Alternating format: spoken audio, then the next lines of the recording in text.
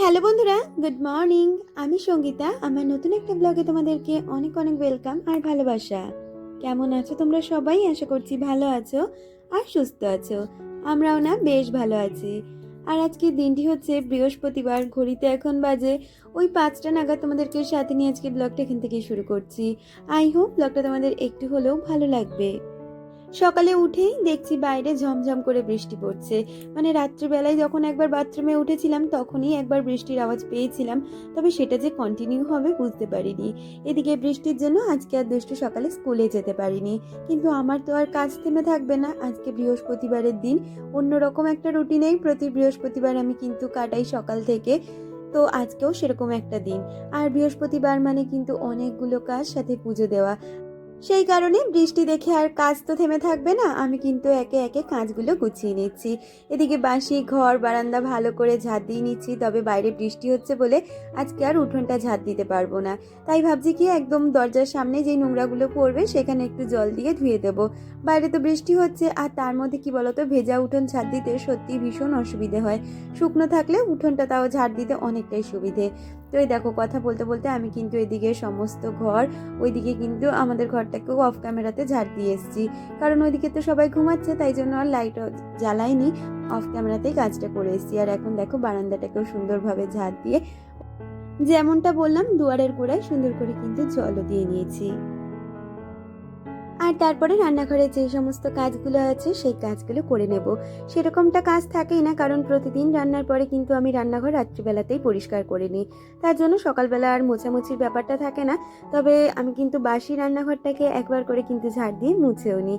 আর এদিকে যে কাপড়টা দিয়ে আমি মশলার কৌটোর জায়গাটা ঢেকে রাখি সেটাকে তুলে নিলাম, সাথে একটু গরম জল বসিয়ে দিয়েছি। আসলে কালকে রাত্রিবেলা না মেথি মৌরির জলটা ভিজিয়ে রাখতে একদম ভুলে গেছিলাম, তাই আজকে সকালে গরম জলটাই খেলাম। এদিকে গরম জল খেয়ে নিজেও একটু ফ্রেশ হয়ে নিয়েছি, সাথে নাইটিটাও চেঞ্জ করে নিয়েছি। আর তারপরে হাত মুখ ধুয়ে যে কটা জামা কাপড় ছিল কালকের সেগুলোকে কিন্তু একেবারে কেচে নিয়েছি। আর তারপরে কিন্তু চাটা বসিয়ে দিচ্ছি। আর যেই জামা কাপড়গুলো ছিল সেগুলো বললাম না বাইরের ওয়েদারটা ভীষণ খারাপ, তাই ভাবছি প্রতিদিন তো অল্প কয়েকটাই জামা কাপড় থাকে, যদি একটু ধুয়ে ড্রাই করে নিই তাহলেই কিন্তু হয়ে যায়। তাই ড্রাই করে আমি কিন্তু এগুলোকে কিছুটা ঘরে মেলবো। আর পরেক্ষণে দেখলাম আকাশটা ধীরে ধীরে পরিষ্কার হলো, মানে যত বেলা যাচ্ছে আকাশটা আস্তে আস্তে পরিষ্কার হতে শুরু করলো। তারপরে সমস্তটা বাইরেই মেলে দিয়েছিলাম। আর তোমরা তো জানোই প্রতিদিনের মতন কিন্তু আমার বৃহস্পতিবারের রুটিনটা থাকে না, এই রুটিনটা কিন্তু একদমই আলাদা থাকে। অনেকটা তাড়াতাড়ি সকাল শুরু করেছিলাম, সাথে হাজব্যান্ডও উঠে গেছিল। আর ফ্রেশ হয়ে ওইদিকে কিন্তু দুজনের জন্য চাটাও করে নিয়েছি। এখন আর তোজও ওঠেনি, দুষ্টুও ওঠেনি। তাই চাটা খেয়ে ভাবছি কি যে আগে তোজোর যে টিফিনটা দেবো সেটার আগে জোগাড় করে নিই। এদিকে চা খেয়ে সোজা চলে এসেছি একটু আটা মেখে নিতে। ভেবেছি আজকে আটা দিয়ে একটু পরোটা মতন করে দেবো। সাথে করে কিন্তু কালকে রাত্রিবেলা একটু ঘুগনি করা হয়েছিল, তাই ওকে টিফিন ওই ঘুগনিটাই কিছুটা দিয়ে দেব। তার জন্য আটাটা বেশি করেই মেখে নিয়েছি, যাতে সবারই ব্রেকফাস্টটা একেবারে এই পরোটা দিয়েই হয়ে যায়। তবে তোজোরটা এখন আপাতত বেলে ভেজে দেবো, আমাদেরটা আমি পুজো দিয়ে নিই, মানে স্নান পুজো হওয়ার পরেই করে দেবো।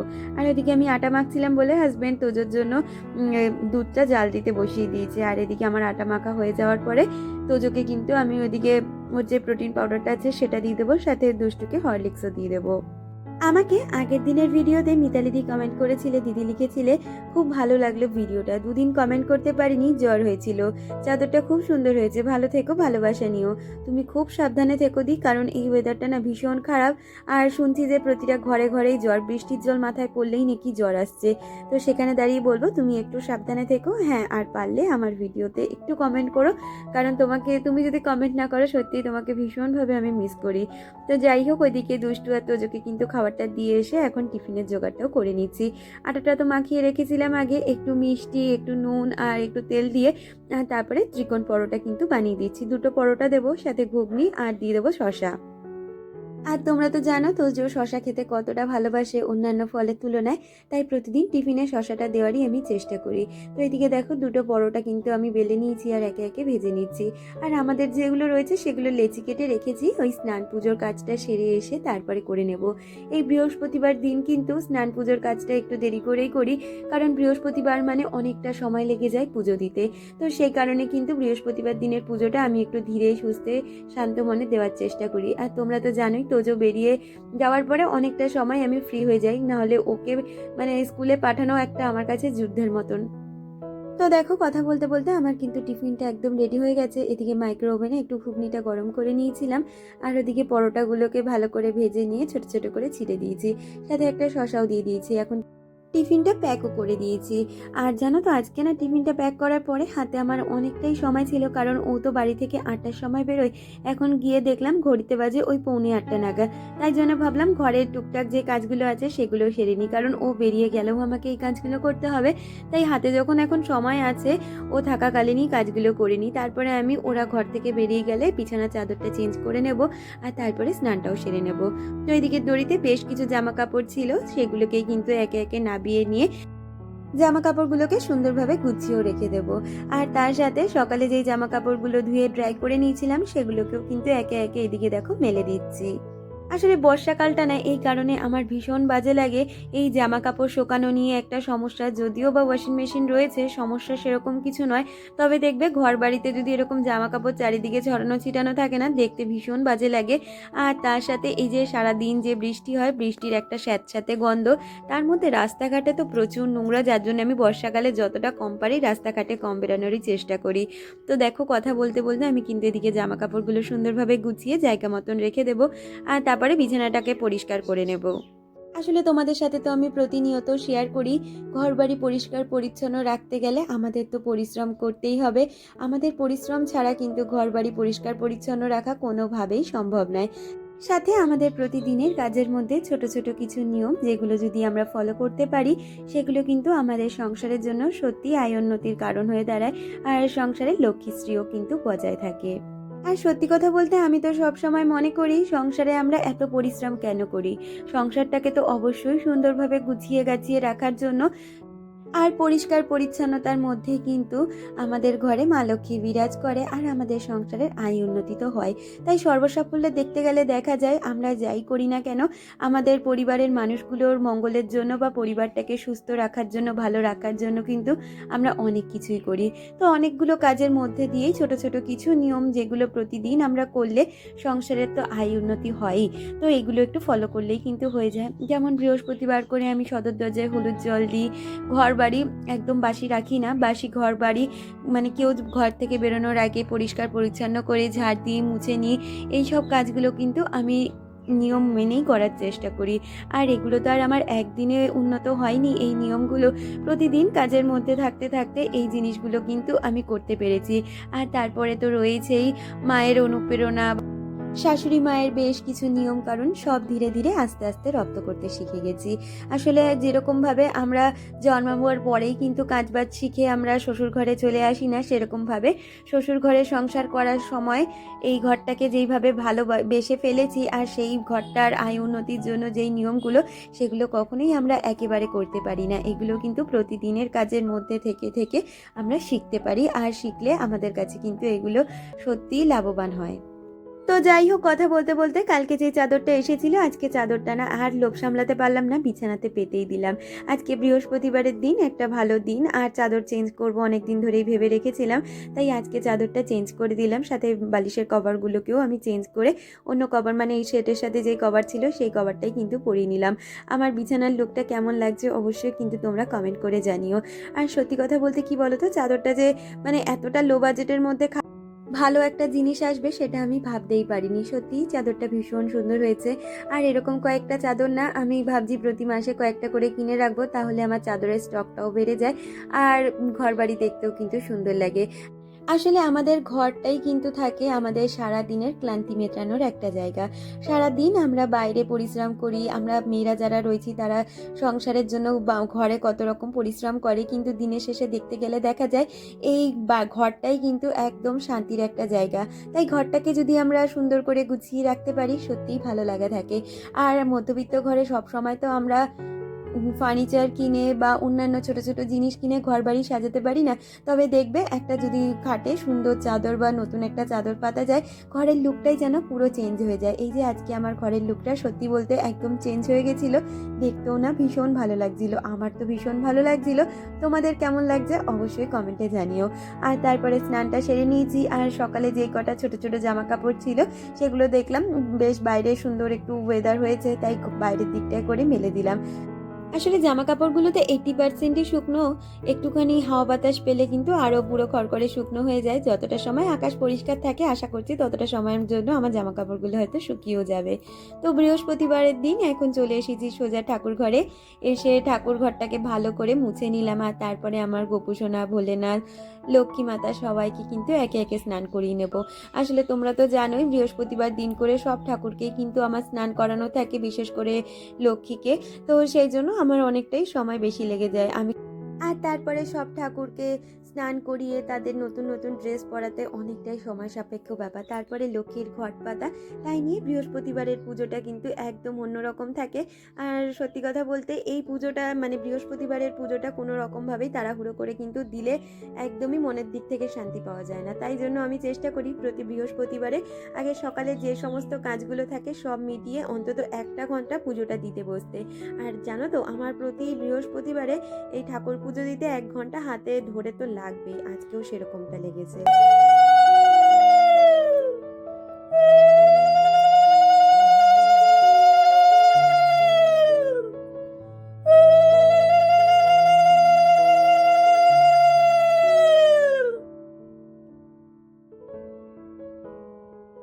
আর বৃহস্পতিবারে এমনি অন্যান্য কোনো রকমেরই কিন্তু আমি ঘন্টি বা কাসর কিছুই বাজাই না, শুধু এরকম জোকার দিই। আর পুজোর শেষে আমি কিন্তু একটু শঙ্খও বাজিয়ে নিই। এরকমভাবেই প্রতি বৃহস্পতিবারের পুজোটা কিন্তু আমি সমাপ্ত করি।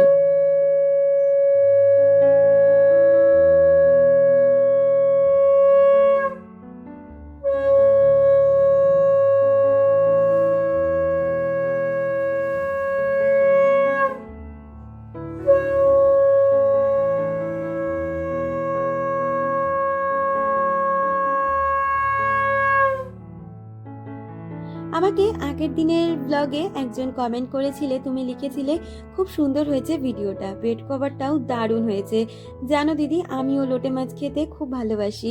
আমিও না ভীষণ পছন্দ করি লোটে মাছ খেতে। তবে এরপরে একদিন না লোটে মাছ আনলে ভেবেছি কি ওই লোটে মাছের বাটার ফ্রাই করব। আর তুমি লিখেছিলে নিউ চ্যানেলের লিঙ্কটা শেয়ার করো, তাহলে নিউ চ্যানেলের রেসিপিগুলো পাবো আর সাবস্ক্রাইবও করে দেবো। Thank you so much dear. আমার নতুন চ্যানেলটা, এই চ্যানেলের হোম পেজে যাও, ওখানে গিয়ে কিন্তু দেখবে অ্যাটাচ করা রয়েছে। আমি তো লিঙ্ক শেয়ার করতে পারবো না, তবে ওখানে দেখো আমার এই চ্যানেলের সাথে ওই চ্যানেলটাও অ্যাটাচ রয়েছে, যাতে তোমরা চট করে খুঁজে পাও। তো যাই হোক, ওইদিকে পুজো পাঠ সেরে এখন কিন্তু সোজা চলে এসেছি রান্নাঘরে। আজকে পুজো দিতে দিতে দেখলাম এসে 9:30 বেজে গেছে। প্রায় 8:20-তে ঠাকুর ঘরে ঢুকেছি আর দেখলাম 8:30 বেজে গেছে পুজো দিয়ে উঠতে উঠতে। ঠাকুর ঘর থেকে এসে আর এদিক ওদিক তাকাইনি, আগে এসে ভাতটা বসিয়ে দিয়েছি। আর ওদিকে না পরোটাগুলো আগে করে নিয়েছিলাম, হাজব্যান্ডকে খেতে দিয়ে দিয়েছি। আর তারপরে হাজব্যান্ড বেরিয়ে গেলে ভাবছি আমরাও খাওয়া দাওয়াটা মিটিয়ে নেব। দুষ্টু যেহেতু বাড়িতে রয়েছে, তাই জন্য দুজনে মিলে আগে খাওয়া দাওয়ার পর্বটা মিটিয়ে তারপরে রান্নার কাজে হাত দেব। আর এই তো দেখো খাওয়া দাওয়ার পর্ব মিটিয়ে সোজা কিন্তু চলে এসেছি রান্নাঘরে। আর তারপরে বাজারের ব্যাগটা পেরে দেখে নিলাম কি কি এনেছে। তো বাজারের ব্যাগের মধ্যে দেখছি 2 রকমের মাছ রয়েছে, সাথে টমেটো রয়েছে। আর বাকি যা সমস্ত সবজি এনেছিল সেগুলো আবার সে কেটে কুটে গুছিয়ে রেখে দিয়ে গেছে। আজকে এনেছিল ওল আর মাছ করব, তো ওল আর আলু দিয়ে একটা চিংড়ি মাছ দিয়ে তরকারি করব, সেটা কিন্তু শর্ট ভিডিওর জন্যই রেখেছি। আর তার সাথে এদিকে আর মাছ এনেছিল। এটা না পাকা যে আর মাছগুলো হয়, এই আর মাছটা খেতে আমার ভীষণ ভালো লাগে। তো এই মাছটা করব একদম প্লেন, আদা জিরে কাঁচা লঙ্কা বাটা দিয়ে, আলু দিয়ে ঝোল, আর ওদিকে ওল কচু আর আলু দিয়ে একটু চিংড়ি মাছ দিয়ে তরকারি মতন করব। তো দেখো ভাতটা তো একদম আস্তে করে দিয়ে গেছিলাম, তাই ভাতটা সবে রান্না করা হলো। আর এদিকে ভাতটা উপর দিয়ে আমি কিন্তু মাছটাও বসিয়ে দেবো।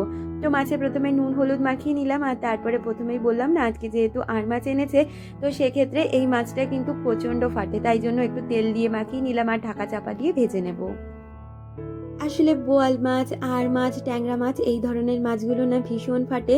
আর এই মাছগুলো না আমি একটু ঢাকা চাপা দিয়েই ভাজার চেষ্টা করি, কারণ কি বলতো, এমনিতেই এই মাছগুলো প্রচুর তেল ছিটে। আর তেল ছিটলে কিন্তু রান্নাঘরটা নোংরা তো অবশ্যই করে হবে, সাথে গায়েও অনেক সময় তেল ছিটে আসে। তাই জন্য আমি ঢাকা চাপা দিয়ে এই ধরনের মাছগুলো ভাজা পছন্দ করি, যাতে তেল ছিটে যাতে রান্নাঘরটাও না নোংরা হয় আর নিজেরও যাতে কোনো রকম ক্ষতি না হয়। তবে রান্না করতে গেলে আমাদের মেয়েদের তো কত জায়গায় পুড়বে, ছ্যাঁকা খাবো, এই সমস্ত জিনিস তো সারাদিনই লেগে থাকে। তো দেখো মাছগুলোকে ভালো করে ঢাকা চাপা দিয়ে কিন্তু ভেজে নিচ্ছি।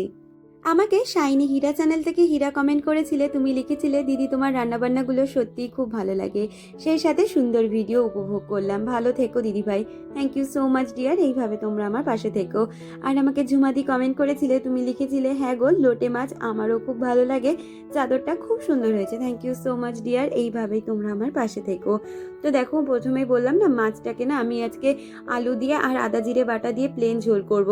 চাইলেই পেঁয়াজ রসুন দিয়ে এই মাছটা করা যায়, তবে এই মাছের যে স্বাদটা পেঁয়াজ রসুন দিলে না টেস্টটাই নষ্ট হয়ে যাবে, তাই জন্য একটু আলু দিয়ে রান্নাটা করব।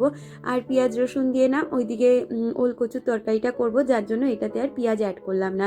প্রথমে আলুগুলোকে ভেজে নিয়েছি আর কড়াইতে গোটা জিরে ফোড়ন দিয়ে ভালো করে কিন্তু মশলাটা করে রেখেছিলাম, সেটাই এখন কষিয়ে কষিয়ে রান্না করে নেব। আমাকে আমার রিয়া বান্ধবী কমেন্ট করেছিলে, তুমি লিখেছিলে খুব সুন্দর হয়েছে ভিডিওটা। থ্যাংক ইউ রিয়া, এইভাবেই পাশে থেকো। আর ফিউশন অফ টুম্পা চ্যানেল থেকে টুম্পা আমাকে কমেন্ট করে অনেক ভালোবাসা জানিয়েছো, তোমাকেও অনেক অনেক ভালোবাসা টুম্পা। আর thank you so much Tumpa আমার নতুন চ্যানেলটা সাবস্ক্রাইব করার জন্য। এইভাবে তোমরা আমার পাশে থেকো, তাহলে আমি হয়তো নিজের জন্য একটু জায়গা তৈরি করতে পারবো ইউটিউবে কোথাও থেকে। তো দেখো আমার কিন্তু মাছের ঝোলটা একদম সুন্দরভাবে রেডি হয়ে গেছে, আর নামানোর আগে ধনেপাতা ছিটিয়ে নামিয়ে দিলাম।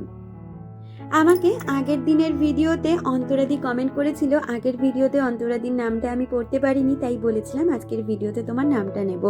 তুমি বলেছিলে আমি সব 200 গ্রাম করে কিনি, পাউডার করে রাখি, যেটা প্রোটিন পাউডার হয় তার জন্য, কিছুটা ফ্রিজে রাখি, বাকিটা ইউজ করি। আর 1 বছর নয়, ক্লাস 1 থেকে দিই। আমার ছেলে ক্লাস 1 থেকেই সুইমিং করে। যদি 1 বছর লিখে থাকি তো ভুল লিখেছি, হয়তো তুমি ঠিকই লিখেছ, আমি হয়তো পড়তে ভুল করেছি। আসলে তাড়াহুড়োর মধ্যে সবার কমেন্টটা সুন্দর করে পড়তে হয়, তো তাই একটু এদিক ওদিক মিস্টেক হয়ে যায়। যদি আমি ভুল বলে থাকি তার জন্য তোমাকে অনেক সরি দিদি। আর তুমি লিখেছ আমন্ড ওয়ালনাট কিশমিশ কিন্তু গোটাই খায়, ওইগুলো আর পাউডার বানাই না। আমার ছেলে তো আমন্ডও গোটা খায় না, ওয়ালনাটও খায় না, আর কিশমিশটাও খায় না। হ্যাঁ, কিশমিশটা শুধু খায়, কাজুটা খায় না। তো আমার ছেলেকে যা দিতে হবে পুরোটাই ড্রাই রোস্ট করে পাউডার বানিয়েই দিতে হবে, এরকম একটা ব্যাপার তো জন্ম মধ্যে রয়েছে। তো যাই হোক, কথা বলতে বলতে এদিকে রান্নাঘরটাকেও সুন্দরভাবে পরিষ্কার করে নিচ্ছি। আর তোমাকে অনেক ধন্যবাদ দিদি এত সুন্দরভাবে মেজারমেন্টটা বলার জন্য, আর এত সুন্দর করে কমেন্টটা গুছিয়ে করার জন্য। তো এদিকে রান্নাঘরটা পরিষ্কার করে রান্নাঘরটাকে সুন্দরভাবে মোছামুছিও করে নিচ্ছি। সকাল থেকে অনেকগুলোই কাজ ছেড়ে নিয়েছি, আর কাজগুলো কিন্তু সমস্তটা নির্দিষ্ট সময় হয়ে গেছে। আমার না প্রতিদিনের একটা সময় ধরা থাকে 11টা থেকে 11:30, এর মধ্যে সংসারের কাজগুলো গুছিয়ে নেওয়ার চেষ্টা করি, ফলে আমি পরবর্তী সময়টা নিজেকে দিতে পারি।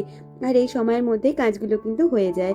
এদিকে দেখো আজকের লাঞ্চটা নিয়েও বসে পড়েছিলাম। তাহলে বন্ধুরা আজকের ভিডিওটা এই পর্যন্ত রাখছি, দেখা হচ্ছে পরবর্তী ভিডিওর সাথে।